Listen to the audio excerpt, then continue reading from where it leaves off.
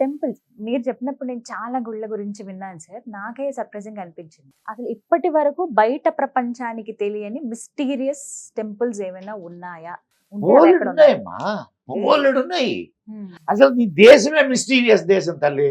భారతదేశమే. నీ దేశమే మిస్టీరియస్ దేశం. కొన్ని భలే సర్ప్రైజింగ్‌గా అనిపిస్తాయి సార్. హిమాలయాస్ గురించి హ్మ్. ఇందాక అనుకున్నాం అవును. కదా, అది అన్నారు. మీకు ఇప్పుడు చెప్తాను నేను. సరే. ఇక్కడ let the people also know. Hmm. Himalayas లో ఒక ఒక ఇంటీరియర్ ప్లేస్ అది. హ్మ్. యమునోత్రికి వెళ్ళే దారిలో అది లెఫ్ట్ సైడ్ లోపలికి వెళ్తుంది. హ్మ్. ఆ పేరు నాకు గుర్తు యాహ్! రావట్లేదు, అంతకంటే ఇంకేం లే. హ్మ్. ఆడ హాయిగా మామిడి తోటలు అయ్యి ఇయ్యి ఉండి హ్మ్. శుభ్రంగా దిగి మామిడికాయలు కోసుకొని ఆ! అక్కడ కొంత కొంత సమయం మన పాండవులు అక్కడ గుహలో ఉన్నారు. ఆహా! ఆ గుహ అంతా చూసాం మేము. హ్మ్. తర్వాత అక్కడ ఒక టెంపుల్ ఉంది. హ్మ్. ఆ టెంపుల్కి వెళ్ళాం. అక్కడ ఒక పెద్ద ప్లాట్ఫామ్ ఉంది. హ్మ్. ఆ ప్లాట్ఫామ్ ఏంటి అని అడిగితే హ్మ్. అక్కడ వాళ్ళు చెప్పిన ఊరు వాళ్ళు చెప్పినటువంటి విషయం ఏంటయ్యా అని అంటే, హ్మ్. అంటే నా మామూలుగా నేనేందంటే ఎక్కడైనా వెళ్తే అక్కడ ముందు ఆ పూజారిని హ్మ్. అడుగుతాను ఆ విషయాలు. ప్రాంత విశిష్టత ఏంటని కనుక్కుంటారు. అడుగుతాను. ఓకే. అట్లా హ్మ్. మీకు ఇప్పుడు వైదీశ్వరన్ కోయల్ మహేశ్వరం. హ్మ్. విన్నారా? విన్నాను సార్. ఆ! అసలు ఎంత వైదీశ్వరన్ అద్భుతమైన టెంపుల్స్ అవి. వైదీశ్వరన్ కోయల్ దగ్గర హ్మ్. ఒక అదే తటాకం ఆ! ఉంటుంది. కొలనులాగా. కొలంలాగా. హ్మ్. దాంట్లో మునిగితే హ్మ్. చర్మ వ్యాధులు పోతాయంటారు. హ్మ్.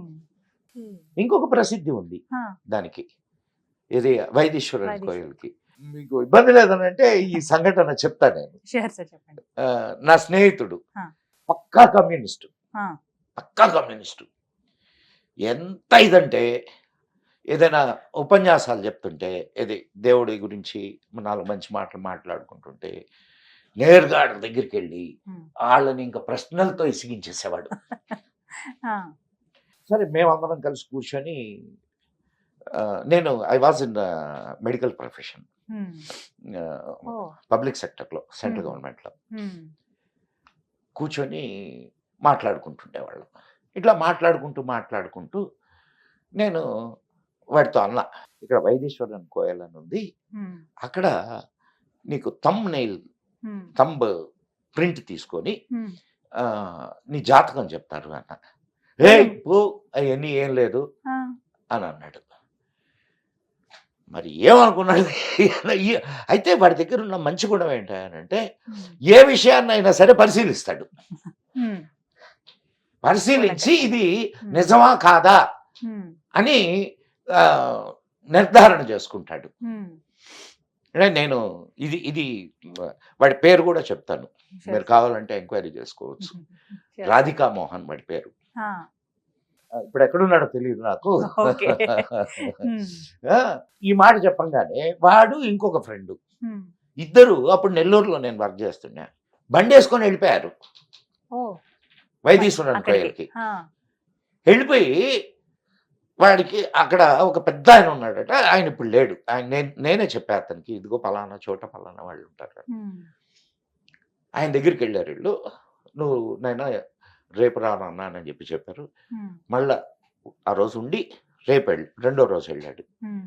రెండో రోజు వెళ్ళి ఆ తర్వాత నుంచి వాడు నాకు కనిపించడం మానేశాడు. ఎందుకని? 2 నెలల తర్వాత సార్. వాడు నాకు కనిపించాడు. ఆ! నేను పట్టుకున్నా. అప్పుడు గడ్డం గిడ్డం పెరిగుంది కొంచెం. పట్టుకొని "ఏందిరా ఏమయ్యావు? అసలు ఏంది? నువ్వు వైదేశ్వరన్ కోయల్ అని చెప్పాను అప్పుడు. హ్మ్. అదే లాస్టు" అంటే వాడేం చెప్పాడంటే అప్పటికి తెలీదు వీడు పోయొచ్చిన సంగతి కూడా. హ్మ్. "నువ్వు చెప్పిన తర్వాత పోయొచ్చాను గురు. మరి ఏంట్రా" అంటే "ఏం లేదు గురు. హ్మ్. అంతా రాసి ఉంది గురు. రాసిన ప్రకారం జరుగుతుంది గురు" అన్నాడు. ఆయన. నేను హ్మ్. వాడు చెప్పుకొచ్చాడు. ఆ! నన్ను ఆయన థంబ్ ప్రింట్ చూడగానే హ్మ్. ఆయన ఆహ్, "నీ తల్లి పేరు హ్మ్. ఇదిగో ఈ అక్షరంతో మొదలవుద్దా?" అని అడిగాడు. హ్మ్. అవును అంటే నా తల్లి పేరు చెప్పేసాడు. ఆ! నా తండ్రి పేరు ఈ అక్షరంతో మొదలవుద్దా అంటే అవునన్నాను. తండ్రి పేరు చెప్పేసాడు. ఆ! నా పేరు రాధికా మోహన్ అనేది కొంచెం హ్మ్. ఇదైన పేరే కదా, హ్మ్. అంటే కాస్త కామన్ నేమ్ అయితే కాదు కదా. హ్మ్. నా పేరు చెప్పాడు. అండ్ నాకు కడుపు మీద కత్తి ఘాటు ఉందని కూడా చెప్పాడు. అంత ఎగ్జాక్ట్‌గా. ఆ! నువ్వు ఇక్కడ వచ్చే సమయానికి నీ భార్య 6 నెలల గర్భవతి అని కూడా చెప్పాడు అని చెప్పాడు. Oh my God! హ్మ్. మరి దీన్ని ఏమంటారు? ఒక వేలి ముద్రతో అన్ని అగస్త్యనాడి అంటారు దాన్ని. హ్మ్. అగస్త్యనాడి. దాంట్లో నిజాలు నాకు తెలియవమ్మా. హ్మ్. బట్ ఇంకా ఉన్నాయి నేను కదా జరిగిన చాలా మంది. సంఘటన మళ్ళా ఇంకొకటి కూడా చెప్పాడు మీకు. హ్మ్. ఇది విచిత్రమైన విషయం. హ్మ్. నువ్వు ఇక్కడ వచ్చిన తర్వాత 6 నెలలకు మళ్ళా హ్మ్.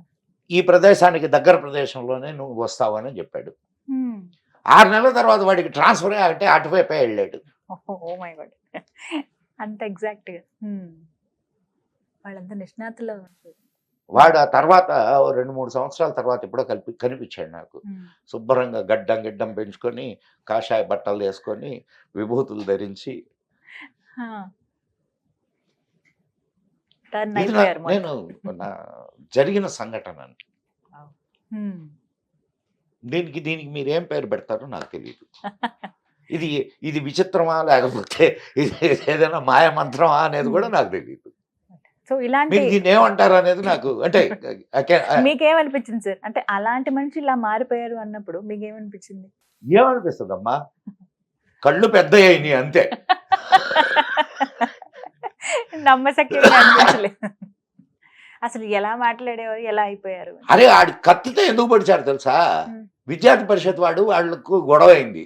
ఈడు కమ్యూనిస్టు, విద్యార్థి పరిషత్ వాళ్ళతోటి వీడు ఏదో నేను చెప్తున్నది 40 సంవత్సరాల క్రితం సంగతి తల్లి. హ్మ్. ఆ, గొడవ అయ్యి వాళ్ళు కత్తితో పొడిచారు ఈయన్ని. హ్మ్. అది కూడా ఆయన చెప్పేశారు. సో వైదీశ్వరన్ కోయిల్ అక్కడ జరిగింది. అక్కడికి నెహ్రూ వెళ్ళాడు. ఓహ్! హ్మ్. నెహ్రూ జాతకం కూడా అక్కడ చూపించబడిందని చెప్తారు. ఇంకా ఇలాంటి మిస్టరీస్ టెంపుల్స్ ఏమైనా చాలా ఉన్నాయమ్మా. మన తెలుగు రాష్ట్రాల్లో ఉన్నాయి సార్ అట్లా ఏమైనా? తెలుగు రాష్ట్రాల్లో నాకు ఎక్కడ అంత అంటే ఇక్కడ కొన్ని ఉన్నాయి. కొన్ని విషయాలు ఇక్కడ ఉన్నాయి. ఇప్పుడు ఛాయా సోమేశ్వరాలయం దగ్గర నల్గొండ అండ్ ఏడుపాయల జాతర తెలుసా? ఏడుపాయల జాతర అది కాగానే వర్షం వస్తుంది. జాతర కాగానే వర్షం వస్తుంది. మరి దానికి ఏంది రీజను? అన్ని లింకప్ అయి ఉంటాయి. నువ్వు ఎక్కడ పుట్టావు? ఏది? నేను పుట్టింది హైదరాబాద్. ఊరది కానీ పుట్టింది హైదరాబాద్. పాలకోడూరు ఎక్కడ దగ్గర? భీమవరంకి దగ్గర. భీమవరంలో ఒక టెంపుల్ ఉంది తెలుసా మీకు? సోమేశ్వర స్వామి టెంపుల్. సోమేశ్వరాలయం చంద్రస్థాపితం అంటారు. అది దాని విశిష్టత ఏంటో తెలుసా మీకు? అమావాస్యకి ఒక రంగులో, పౌర్ణమికి ఒక రంగులోకి మారిపోతూ ఉంటుంది. విచిత్రం అసలు అది నిజంగా అద్భుతం అండి. తెల్లగా కాదు, నీ ఊరి పక్కనే ఉంది కదా అది. పంచారామాల్లో ఒకటి క్షేత్రం. క్షీరారాము పక్కనే, దాక్షారాము. నేను అవన్నీ ఏరియాలన్నీ హాయిగా తిరిగానమ్మా. అట్లాంటి విచిత్రాలు నువ్వు నెల్లూరు దగ్గర ఒక టెంపుల్ బయటపడింది, ఇసుకలో కూరుకుపోయింది. మొన్న సినిమాలో కల్కి సినిమాలో చూపించారని చెప్పి ఒక టెంపుల్ నెల్లూరు దగ్గర. ఇలా చాలా టెంపుల్. సంగమేశ్వర స్వామి 4 నెలలు మాత్రమే చూడగలుగుతాం, మిగతా అంతా వాటర్ లోనే ఉంటుంది ఎప్పుడు. సో ఇలాంటి అద్భుతమైనవి చాలా ఉన్నాయి. ఇట్లా నువ్వు చెప్పుకుంటూ వెళ్తే అసలు దీనికి అంతం అనేది ఉండదు. ఒక్కొక్క చోట ఇప్పుడు కొన్ని న్యాచురల్ గా ఉండేటటువంటి ఇవైతే, కొన్ని మానవ నిర్మిత అద్భుతాలు. అసలు ఆ గోపురాలు ఎంత అద్భుతంగా. నీకు అదే శ్రీరంగం టెంపుల్ దండం పెట్టాలి చూసా తల్లి, అసలు ఎంత అద్భుతంగా ఉంటాయి కదా. ఇలా అయితే ఇలా పడిపోతాయి, మెడ నొప్పి పుట్టింది అసలు. నువ్వు దాని మీద ఉన్న ఆర్కిటెక్చర్ చూడడానికి కూడా నీకు అంత ఇది దొరకదు. కళ్ళు ఇంకా అలా ఉండిపోతాయి సార్ అక్కడ. మధురై మీనాక్షి టెంపుల్ ఎంత, కంచి. నువ్వు ఏ టెంపుల్ తీసుకోమ్మా, తమిళనాడులో ఏ టెంపుల్ తీసుకున్నా ఒక్కొక్కటి ఒక్కొక్క అద్భుతం. ఒక్కొక్కటి ఒక్కొక్క అద్భుతం. టెంపుల్స్ నీకు అంటేనే mystery. ఏదో బయటికి కనిపించే టెంపుల్స్ కొన్ని ఉన్నాయి, అంటే ఇట్లా పెద్ద పేరున్న టెంపుల్స్. ఒక్కొక్క ఊళ్ళో ఒక్కొక్క టెంపుల్ ఉన్నాయి, పెద్ద పెద్ద టెంపుల్స్. మేము ఒకసారి నేను ఎప్పుడైనా సరే ఓ 10 రోజులు 15 రోజులు అట్లా వెళ్ళిపోతాను టూర్ వెళ్తూ ఉంటారా? టూర్. ఓకే. నేను మా ఆవిడ చెరుకు సంచి వేసుకుంటాము, ఇద్దరం వెళ్ళిపోతాం. ఎక్కడ రాత్రి అయితే అక్కడ ఏదైనా చిన్న అంటే వసతి, చిన్న వసతి, అదే పెద్ద పెద్ద లాడ్జీలు అట్లా ఏముండవు, చిన్న వసతి. ఏమి లేకపోతే గుళ్ళో పడుకుంటాం. మరి నువ్వు కర్ణాటక వెళ్ళు, అక్కడ కూడా చాలా మురుడేశ్వర్, ఆ గోపురం కూడా ఎంత బాగుంటుంది సార్ అసలు. ఎంత అమ్మాయి వర్ణించలేము. నీకు అసలు ఇప్పుడు అవన్నీ చూస్తుంటే నీ దేశం మీద నీకు ఒక ప్రేమ కలగడం లేదా? భక్తి, గౌరవం, ప్రేమ, బా నా ఖచ్చితంగా దేశం ఎంత అద్భుతమైన దేశం అనిపించట్లే? ఖచ్చితంగా అనిపిస్తుంది సార్. అది కర్ణాటకలో అద్భుతమైన శిల్ప సంపద, బేలూరు, హళిబేడు, అండ్ ఇక్కడ హంపి, విజయనగరం, అవును, ఎన్ని చాలా ఉన్నాయి ఇలాంటి అద్భుతం. అయితే నాకు ఒక సందేహం అండి, కైలాష్ పర్వతం చాలా మంది ఆ పర్వతాన్ని దూరం నుంచి చూడడమే ఒక భాగ్యం అనుకుంటారు. కొంతమంది అయితే ఫ్లైట్ లో నుంచి వెళ్తూ చూస్తారు అక్కడి వరకు.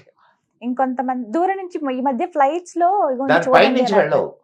పక్క దూరం నుంచి సార్, ఎంత అంటే అక్కడెక్కడో కనిపిస్తుంటుంది, దర్శనం చేసుకోండి అని చెప్తారు. ఇక్కడే చేతిలో ఉన్న లింగానికి అభిషేకం చేయడం అన్ని చేస్తారు. ఇంకొంతమందికి కొంచెం అవకాశం అంటే ఆ దూరం నుంచి ఇక్కడే సాష్టాంగ నమస్కారాలు పెట్టుకుని ఇక్కడ నుంచి వస్తారు. అంత దూరం ఎందుకమ్మా తిరుగుతారు, ప్రదక్షిణ చేస్తారు. ప్రదక్షిణ ఉంటుంది కొంతమంది, కానీ దాన్ని ఎక్కే ప్రయత్నం అనేది ఎవరు చెయ్యరు, అసలు అది అసాధ్యం అని చెబుతూ ఉంటారు. ఎందుకు అసలు అక్కడ ఏముందని? ఇందాక మనం కూర్చునే దానికి ముందు మన మిత్రుడు కార్తీక్ ఒక ప్రశ్న వేశాడు, సార్ ఈ జ్యోతిర్లింగాలు, శక్తిపీఠాలు ఇవేంటి సార్ అని. మీకు ఎనర్జీ ఒకటి ఉంటుందమ్మా, ఒక ఎనర్జీ ఉంది అక్కడ. అది ఏ ఎనర్జీ అనేది ఎవరికి తెలియదు. మీకు ఒక 60 years బ్యాక్ అనుకుంటాను, ఒక పర్వతారోహకుడు కొంత దూరం ఎక్కాడు. ఎక్కితే అతని శరీరం ముడతలు పడిపోయింది, గోళ్ళు పెద్దవి అయిపోయినాయి, అండ్ ముసలితనపు ఛాయలు వచ్చినాయి, దిగొచ్చేసాడు. ఇది ఇట్ వాస్ రికార్డెడ్. సో ఇప్పటికీ అది ఒక విచిత్రమైనటువంటి నేను ఇప్పటికైతే నాకు చూసే భాగ్యం ఇంకా కలిగించలేదు ఆ శివయ్య. ఎప్పుడు కలిగిస్తాడో తెలియదు, కలిగించాడో కూడా అసలు నార్మల్ వీడియోలో చూస్తేనే గూస్ బంప్స్ వచ్చేస్తాయి సార్. అసలు అద్భుతం, నిజంగా శివయ్య అక్కడ కొలువై ఉన్నారు అని నమ్ముతాం మనం అందరం. ఎంత ఎనర్జీ అక్కడ ఉన్నదో ఆలోచించి ఒక్కసారి. నీకు ఆ పర్వతం ఎక్కుతుంటే ముసలితనం వస్తుంది అని అంటే దాన్ని బట్టి అర్థం చేసుకో. కొంతమంది మాత్రమే ఎక్కిన వాళ్ళు ఉన్నారు. ఎక్కారు. నీకు టిబెట్కి సంబంధించిన లామాల్లో ఒక లామా ఉన్నాడు, ఆయన ఎక్కినట్టుగా ఒక కథనం ఉన్నది.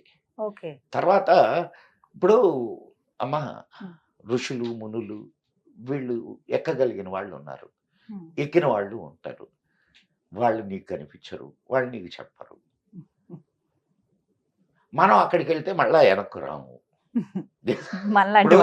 కాదు వాళ్ళ ఇప్పుడు అటువంటి వాళ్ళ సాంగత్యంలోకి వెళితే నువ్వు ఈ ప్రపంచం మీద నీకు ఇది ఉండదు. సో ఈ ప్రపంచానికి తెలిసేది ఎట్లా? తెలిసే అవకాశం లేదు. కాబట్టి అది ఎప్పటికీ ఒక మిస్టరీగానే అంత ఎనర్జీ అక్కడ ఉంటుందన్న. కొంత టైం, అంత ఎనర్జీ. కొన్ని సంవత్సరాల తర్వాత మళ్ళీ పర్మిషన్ ఇవ్వటం, ఈసారి కొంతమంది యాత్రికులు వెళ్ళడం చూసాం.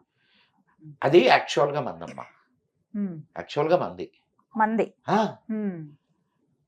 మన కైలాస పర్వతం శివుడు నివసిస్తాడనే పర్వతం కదా అది. మన నెహ్రూ మహాత్ముడి చలవ వల్ల దాన్ని చేజార్చుకున్నాం. 1962 వార్లో వి లాస్ట్. లేకపోతే ఎంతటి భాగ్యం అని. కానీ ఇప్పటికీ మన శివయ్య అని మనం భావిస్తాం కదా సార్. అక్కడికి వెళ్ళినా ఎక్కడుంటే ఆయన మనవడే. నార్త్ నుంచి అంతా బోలే బాబా అని పిలుస్తూ ఉంటారు ఆయన. మనం అంటే శివయ్య ఇలా రకరకాల పేర్లతో మనం పిలుస్తాం నువ్వు కానీ. ఏ పేరుతో ఆయన పిలువమ్మా. చక్కగా చెప్పారు sir. Thank you so much for your time. నమస్కారం. ఓం నమ శివాయ.